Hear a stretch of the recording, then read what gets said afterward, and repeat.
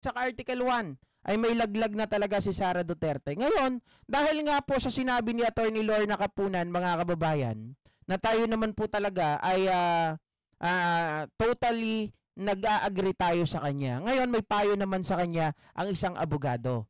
Okay? Isang abogado, mga kababayan, na talagang palaban din. Okay? Hindi po si Attorney Lorna Capunan. Nilagay ko lang na babae ito, pero hindi po babae. Mga kababayan. Isang abogado, pinayuhan si Sara Duterte. Asikasuhin muna ang impeachment kaysa ang ibang kaso.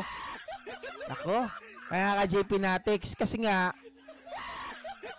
bakit po pinayuhan ng isang abogado itong si Sara Duterte? Mukhang sabi nga nila, kapag si Sara Duterte, mga kababayan, ay ma-impeach, merong perpetual disqualification. Ibig sabihin, hindi na siya pwedeng humawak kahit anong posisyon sa gobyerno, local man or national. So, bakit, mga kababayan? Ano pa ang ibang mga kadahilanan? Ito, pakinggan natin kung ano ang sinabi rito or ano ang payo ng isang abogado. Mga kababayan, siguro naman kilala nyo po kung sino ang abogadong ito. Abogado, mga kababayan, ni Leni Robredo. Mga kaserbisyo, pinayuhan si Vice President Sara Duterte na pagtuunan ng pansin ang kanyang impeachment trial sa halip na ang nakabimbing kasong isinampa ng NBI. Bakit? Sinabi ng criminal lawyer, political analyst na si Attorney Barry Gutierrez na taon ang itinatagal ng hatol ng korte sa kasong kriminal na mas matagal kumpara sa posibleng hatol ng Senado sa Articles of Impeachment laban sa Vice Presidente.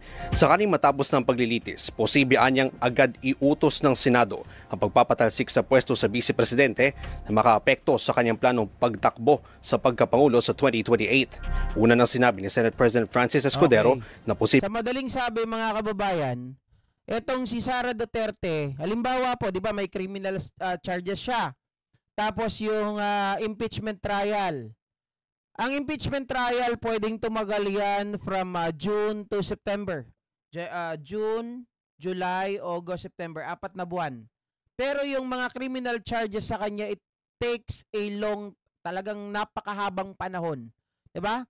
So mga ka-GP Natics, kapag nalaglag siya doon sa impeachment trial, na impeach si Sara Duterte, pwede na kaagad sabihin at patawan po siya ng perpetual disqualification. So, kahit na siya po, mga kababayan, ay sabihin natin na yung kagaya binanggit kanina ni Attorney Lorna Capunan, sabi ng iba, matalino yan si Sara, magre-resign yan para makatakbo pa rin siya. Hindi po ganun yun, mga kababayan. Kapag siya po ay pinatawan ng perpetual disqualification at syempre nalaglag muna siya, natalo siya dito sa impeachment trial, tapos isasabihin ng Senado, hindi, anuin nyo na yan, i-disqualify nyo na yan, patawan na yan ng perpetual disqualification, hindi na po yan makakatakbo, mga ka-GP Natics. At mas lalo siyang madidiin, syempre, kapag hindi na siya vice presidente, di ba? Pag hindi na siya vice presidente, mga ka-GP Natics, ano na lang ang magiging power niya? Kili-kili power. Pakinggan nyo to. Tibing simula na paglilitis sa Hunyo at inaasang matatapos sa Setyembre. Habang wala pang final judgment doon sa criminal case na hinaharap niya, hindi pa pwedeng pumasok yung penalty ng disqualification. Habang pending yung appeal, walang bar na siya ay tumakbo. Ibang usapan sa impeachment. Kung makukonvict siya sa impeachment, kaagad-agad pwedeng ipataw ng Senado ang penalty ng perpetual disqualification from public office kasabay ng pagkakatanggal sa kanya sa pwesto. Diba? Mas mabigat, mga kababayan. Sa madaling sabi, mas mabigat po ang bearing ng impeachment trial. Kasi, halimbawa si Sara Duterte, kung ang pag-uusapan natin yung kanyang criminal charges, sabi ko nga kanina, napakahaba ng panahon. Alam natin kung gaano kabagal dito sa Pilipinas. Diba? Yung iba, yung sa akin nga, dati yung kaso ng banggaan namin sa motor tapos doon sa kotse, umabot ng 2 taon. Banggaan lang yun, mga kababayan. Paano pa kaya dito sa kanila? So ngayon, etong si Sara Duterte, kung halimbawa tumatakbo yung kaso niya dyan, mga kababayan, oo, sabihin natin, hindi pa siya talo sa kaso. Kasi ongoing pa lang. Criminal we're talking to the criminal charges against her. So tumatakbo pa yan, mga kababayan, hindi siya madi-disqualify. 'Di ba? Hindi po siya pwedeng tanggalin kasi wala naman final and executory yung conviction sa kanya. Pero mga kababayan, kapag halimbawa hindi niya napagtuunan ng pansin etong tawag dito, hindi niya napagtuunan ng impeachment trial at siyempre pag sinabing hindi napagtuunan ng pansin, pag nagkaroon sila ng mga kakulangan, ng negligence dyan, may hulog siya. Ngayon ang mangyayari, yung pangarap niya sa 2028 ay hindi na po mangyayari. 'Di ba? Kasi perpetual disqualification from holding a public office. Sa makatuwid, mga kababayan, kahit magkisay-kisay dyan si Sara Duterte kapag siya ay na-impeach, wala na siyang magagawa. Sabi ng iba, sabi ni Sara Duterte, sila ay tiwala na makakaligtas sila, na sila ay mananalo dyan sa impeachment trial. Ulitin ko lang, mga kababayan, mga ka-GP Natics, wala pong abogado ang nagsasabi, mga kababayan, na ang kanilang kliyente ay tagilid sa kanilang kaso. Siyempre, ang lagi nilang sasabihin, 'di ba? Kasi mind conditioning 'yan eh. May laban tayo. 'Di ba? Uhot-hutang ka niyan hangga't sa makakaya mo. Kita mo nga yung ginawa nung kampo ng mga Duterte diyan sa ICC. Ang kanilang plano, i-dismiss ang kaso ni Digong by challenging yung jurisdiction, mga kababayan.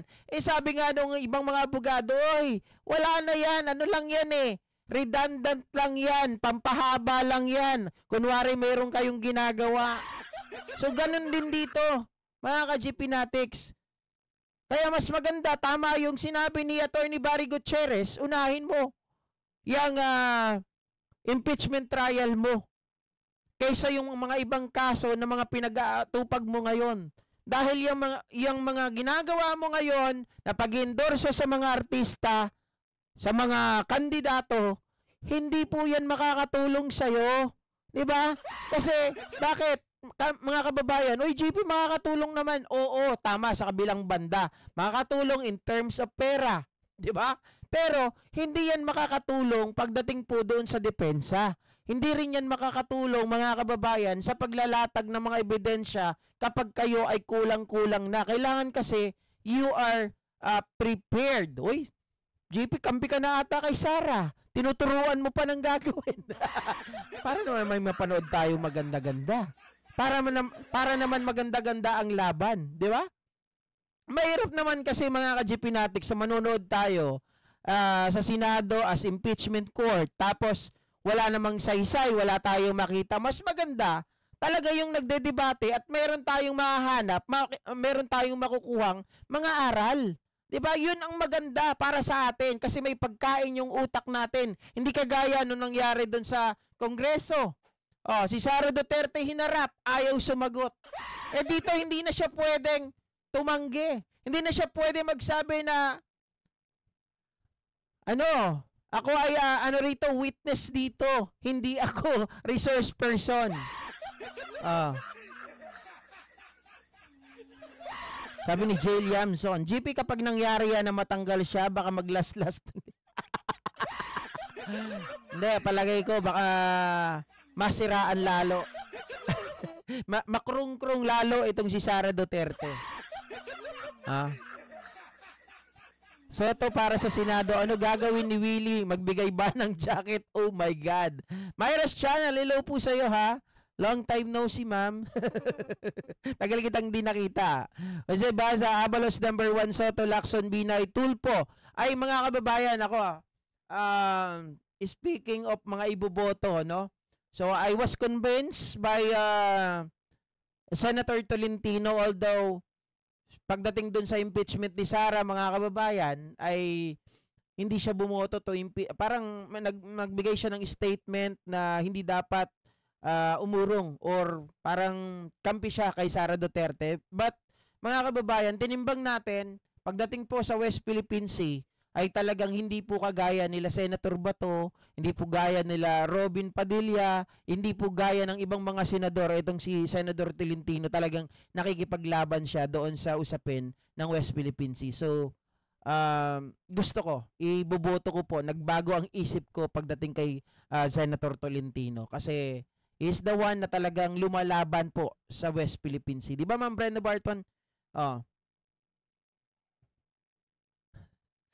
Sabi ni Myros Channel, lagi akong replay lang sa live mo, hindi kita na inaabutan, Chippy. Maraming salamat po sa mga nagre-replay ng aking video, mga kababayan. At sabi ko naman sa inyo nagbabawi tayo ngayon. Nagbabawi tayo ngayon kay